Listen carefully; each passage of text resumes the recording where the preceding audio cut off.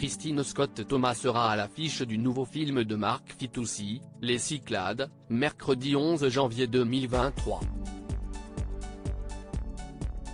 À cette occasion, elle a fait une confidence étonnante à nos confrères du Journal du Dimanche, le 8 janvier 2023 concernant les remises de prix. La star Christine Scott Thomas est passionnante et passionnée. Mercredi 11 janvier 2023, les spectateurs la retrouveront dans les salles obscures pour le film de Mark Fitoussi, Les Cyclades. Un long métrage dans lequel elle joue avec Olivia Cotte et Laure Calamy. Les Cyclades racontent l'histoire de deux copines d'enfance qui décident de faire le voyage dont elles ont toujours parlé, partir en Grèce. Sur place, rien ne se passe comme prévu et les deux amies enchaînent les galères. Heureusement, elles retrouvent sur place la connaissance de l'une d'entre elles, Bijou, Christine Scott Thomas.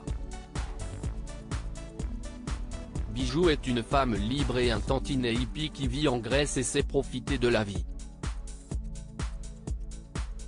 Un rôle décalé que Christine Scott Thomas endosse à merveille. Christine Scott Thomas.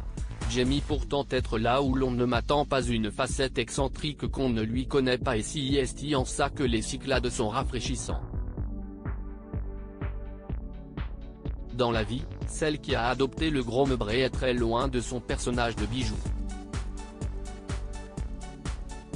Interrogée par nos confrères du Journal du Dimanche, le 8 janvier 2023, la comédienne de 61 ans a fait une drôle de confidence. Quand je suis nommée pour un prix, mon cauchemar c'est de le gagner et de devoir parler devant tout le monde.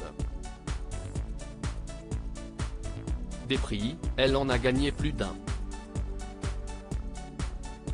L'actrice franco-britannique en a raflé 7, dont le BAFTA Awards de la meilleure actrice dans un second rôle en 1995, le National Board of Review de la meilleure actrice dans un second rôle en 1996, et le prix du cinéma européen de la meilleure actrice en 2008.